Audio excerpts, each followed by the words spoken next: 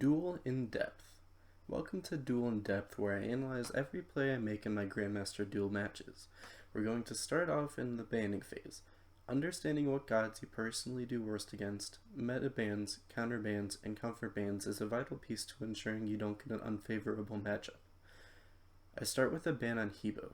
Hebo is an extremely strong god in Duel, and I recommend banning him almost every game if you don't plan to pick him. It's also important to think about who you want to play ahead of time.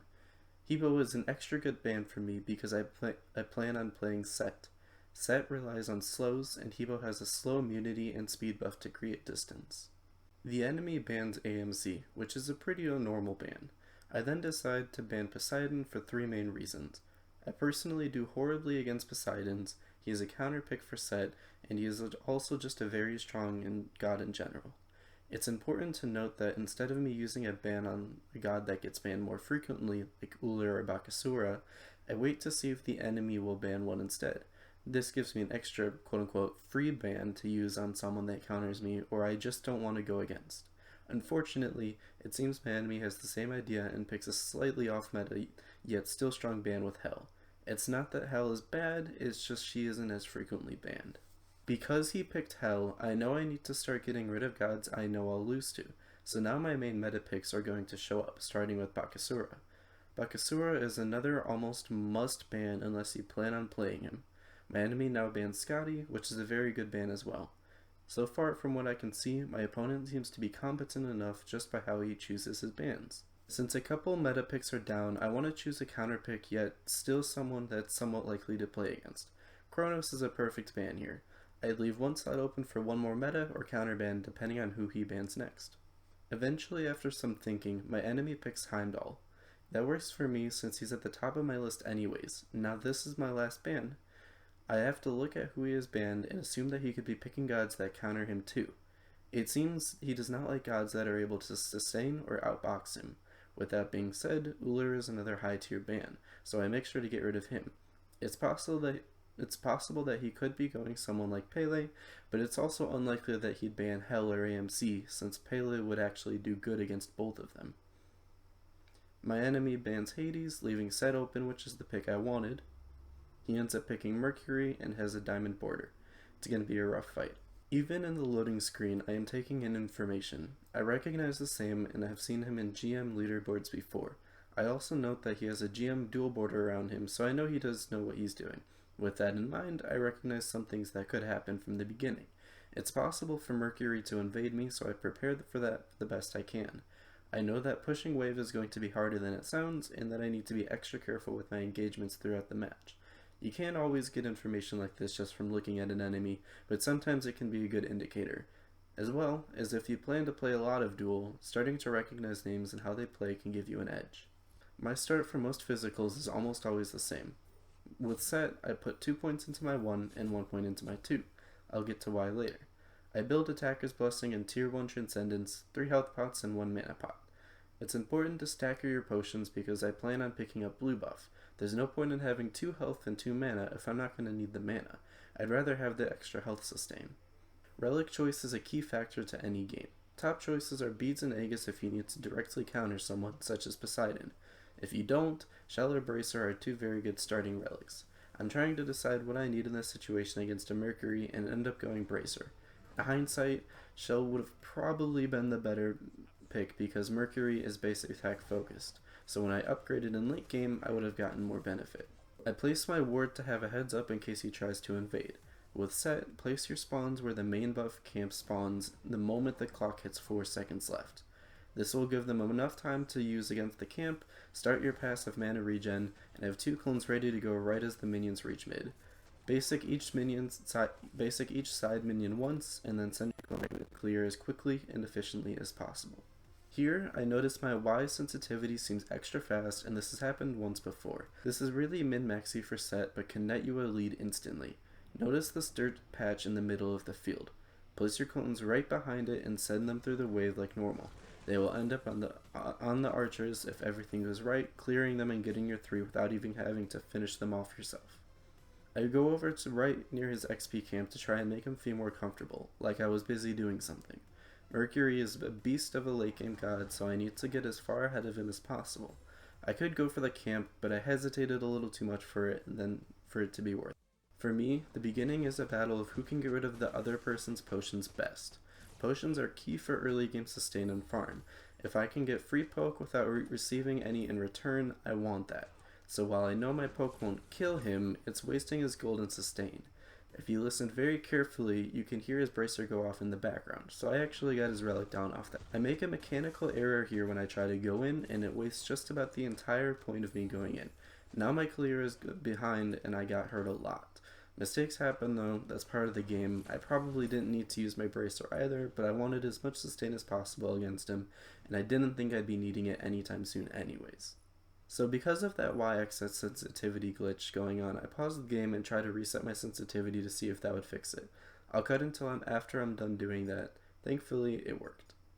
Attack right lane. It happens quickly, but when I flash the leaderboards, I'm checking to see how many potions he has left. He has none, in case you missed it. With that in mind, I know I have the upper hand here in pressure. I'll get my ult from his wave and be able to get a push on him. He has to go back or he dies, which means free farm for me now. Here is a super important engagement. I plan to go get the farm since I have it for free, but I notice an audio cue very faintly. He uses his dash on the wave, which means he has no means of really escaping. I turn around and quickly try to make the most out of what I can. Red buff spawns at 2 minutes. Mercury used his ult, so I know he won't be able to get into lane that quickly, but I know if I get caught I'm dead. He's coming back with most likely a full item, so fighting is just not an option right now. I need to get red buff as soon as possible and leave before he gets to me.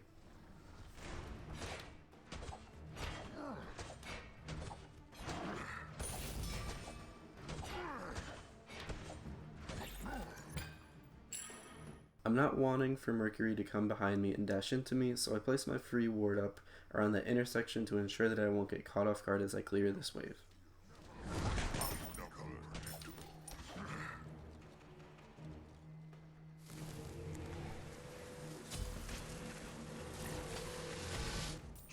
Notice how I'm refilling on potions. Potions are much stronger than people realize and are vital in Duel.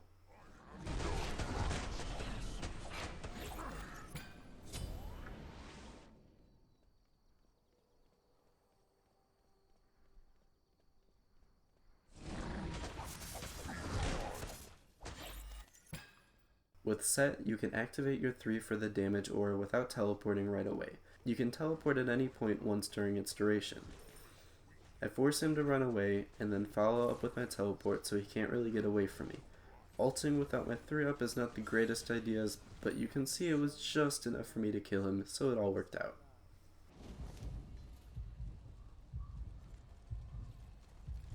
I'm out of mana and no Mercury still has an ult, so I make sure to leave before he gets into lane too quickly. I got a lead, no need to throw it away for a little tower damage. I'm getting Transcendence online soon, so I end up selling my mana potions for multi-health pots instead. Health and multi-health can work at the same time, providing 15 health a second instead of just 10 from the health potion alone.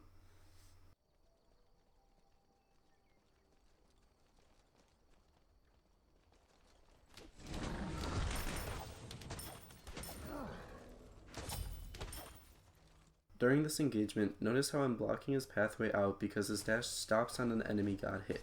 As long as I stay in his way, he can't leave efficiently. I planned ahead and forced him to back, allowing me a little time to kill Bull Demon. I use both potions right away, so if he does catch me, I have a little bit of health to escape with. Remember, potions are overtime healing, not instant. Use them ahead of time.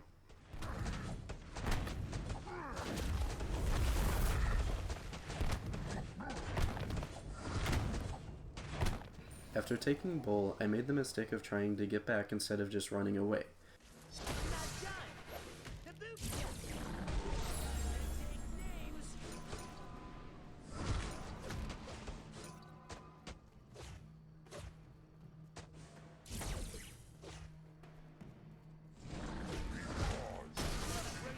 It cost me my life and the lead I had worked so hard to get. One simple mistake like that and back to an even playing ground we go.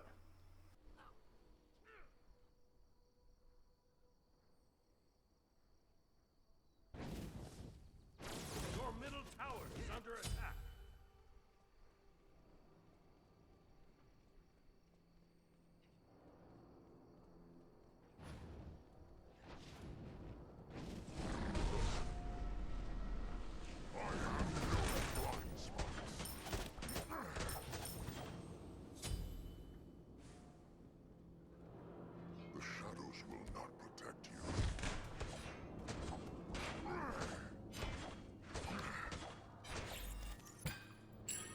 Mercury used his entire kit on me, which also means he has no escape. I take the risky route and commit to this engagement.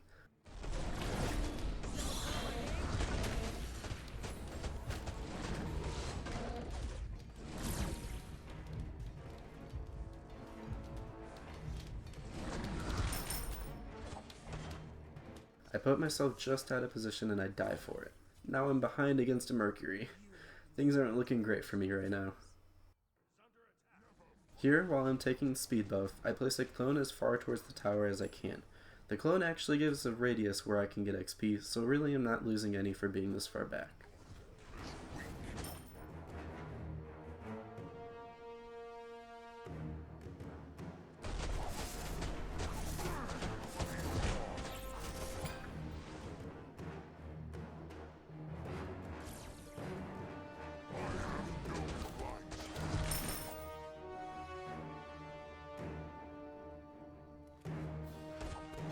I want to be as strong as possible for my next engagement, and tier 2 protection items give a lot of protections for their price. I make sure to get a tier 2 defense going before I do anything else, since I have time to get back as well.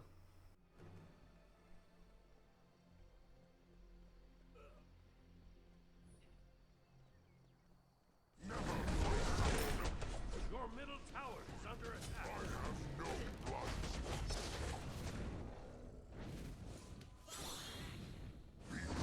Notice how I'm reading my opponent's actions before they even happen. I turn around and head back towards the tower. This Mercury loves emphasizing on objective play, so it's pretty obvious he's going to try and finish off the tower here.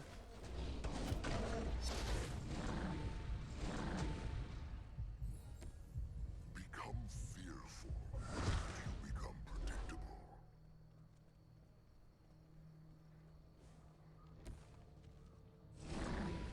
Your middle phoenix. While he got my tower, I killed him close to the gap between us and am able to get Bull Demon from it as well. So it was a good trade for me.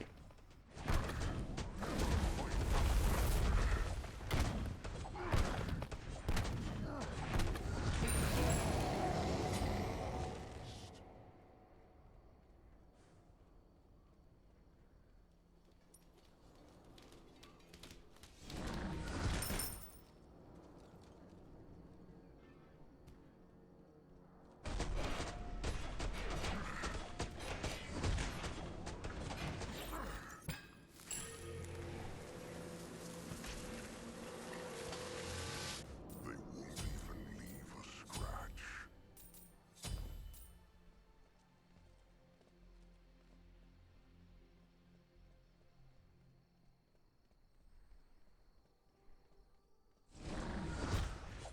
Lag.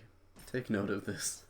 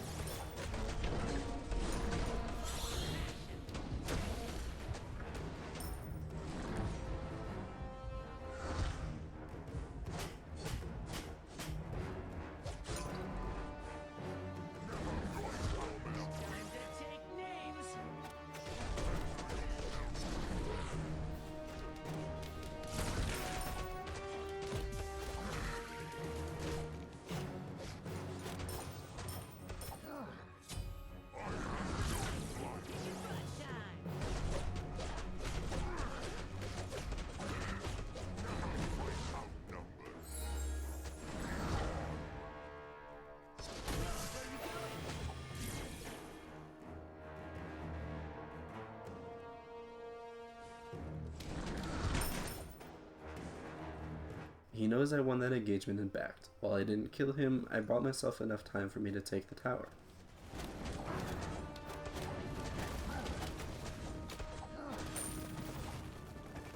Your team has destroyed a middle enemy tower.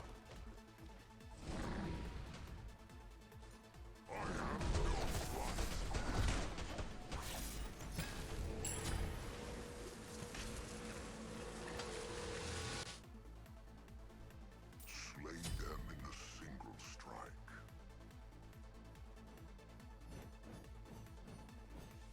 Again, this Merc loves objective play. I teleport into his basic for him to get targeted by the Phoenix.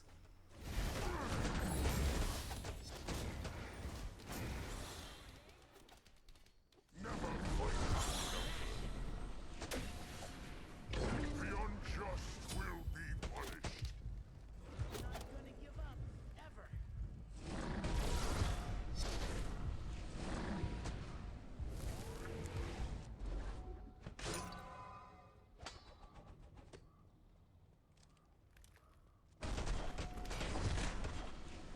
I have no blind spots. Never fight outnumbered.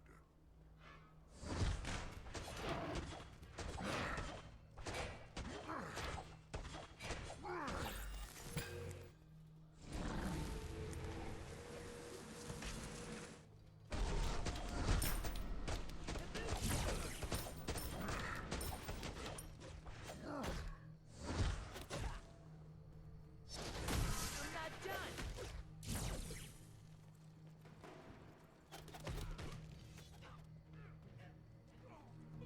Surely he's not crazy enough to dive the Phoenix by himself with no minions, right? Right?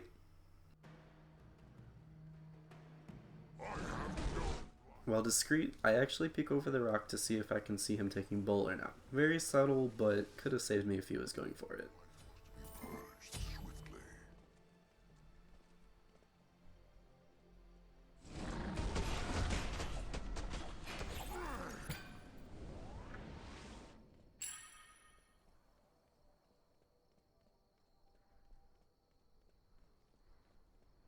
The shadows will not protect you.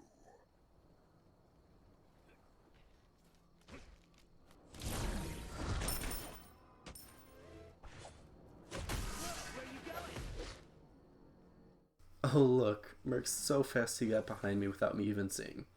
Just kidding, lag again.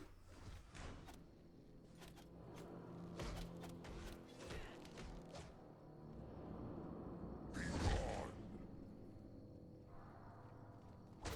Never fight outnumbered.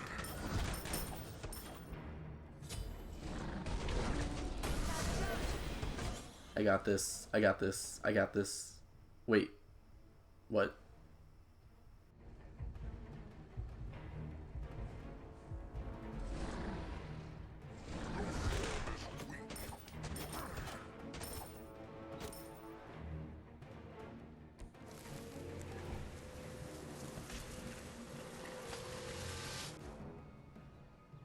Slay them in a single strike.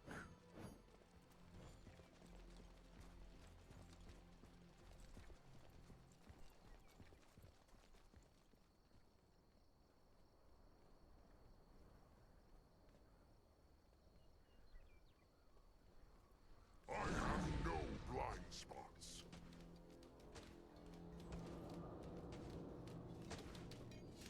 Be gone.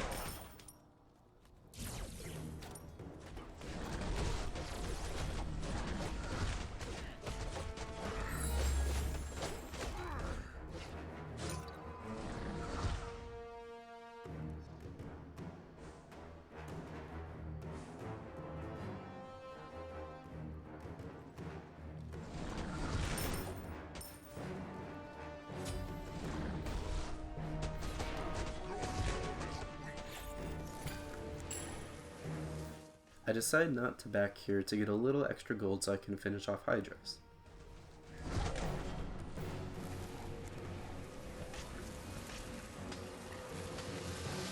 blight must be purged swiftly.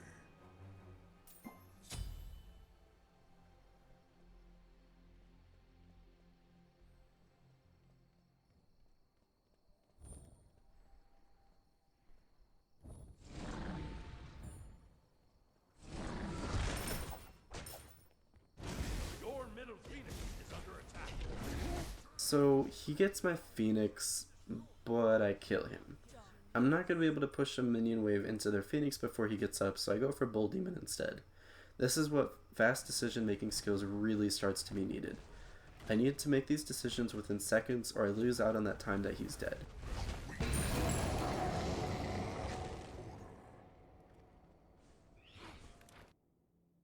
He just paused here, so I'll cut for when it's done.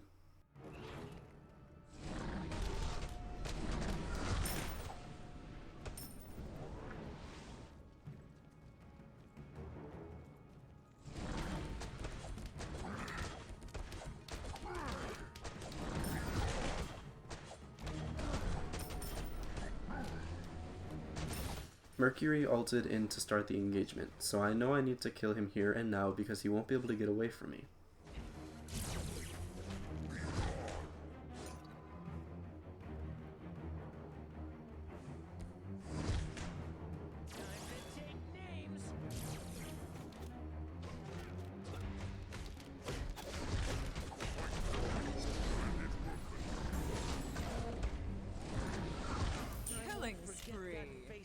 Again, split second decision making here. This fast decisiveness is what allowed me to get back into the game again here. I need to clear this front fire minion wave so they don't push into the Titan. Their Phoenix is down because of Bull Demon for around 30 seconds. My minion wave won't be able to make it there in time. I leave behind a wave of fire minions, push up just far enough so they won't reach the Titan before I'm back, and I head straight for their Phoenix as fast as I can, hoping it'll be enough time for me to kill it.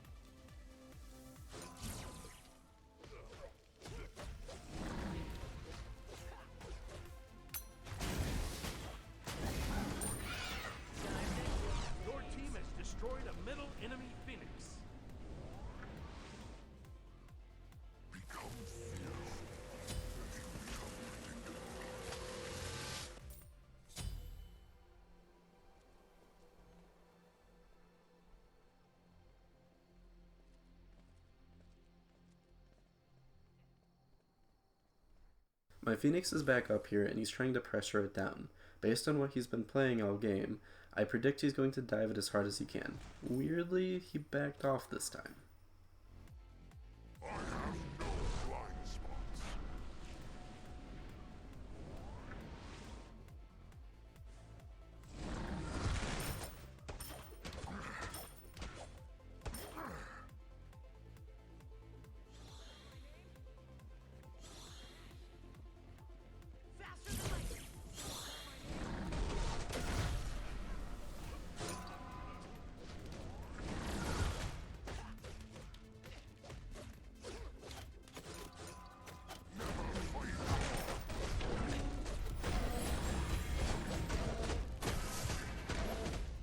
Upgraded shell cost me the fight there.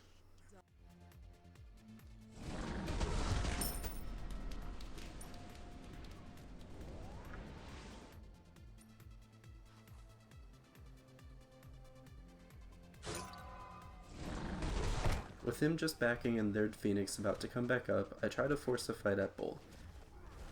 He has other plans.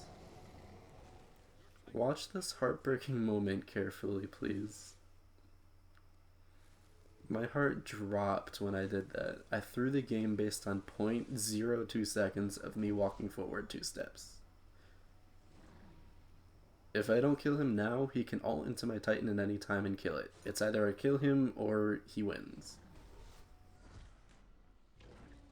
Upgraded Bracer takes 2 seconds off of all of my abilities so I can catch up quicker.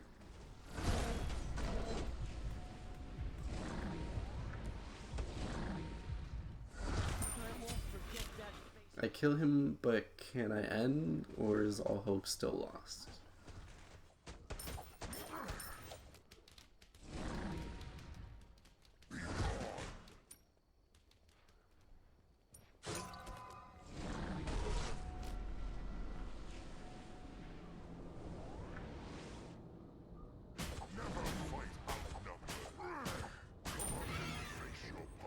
Your team has destroyed a middle enemy.